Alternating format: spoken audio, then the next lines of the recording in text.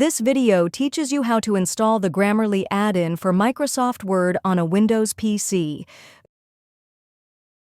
Go to https://www.grammarly.com in a web browser.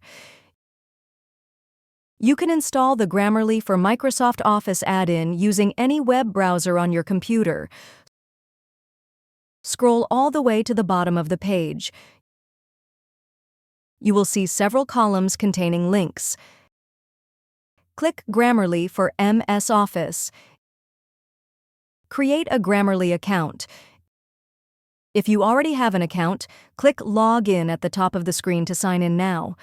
Otherwise, enter your name, email address, and a password you'll use to access Grammarly, then click Sign Up. Go to Apps. Download the installer. Click Save File, if prompted. Navigate to your Downloads folder. This is where you'll find the Grammarly installer. A quick way to find the Downloads folder is to press Windows key plus E in the keyboard to launch the File Explorer, and then click Downloads in the left panel. Double-click Grammarly Installer. It's the file with green icon and a white G inside. This opens the Grammarly installation wizard. The Grammarly will now install to your computer.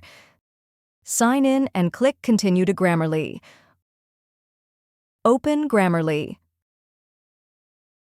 Select Continue. Grammarly is now active and running in your desktop. Open Microsoft Word. Once you set up and activate Grammarly, you can start using it to check your grammar and spelling in Microsoft Word.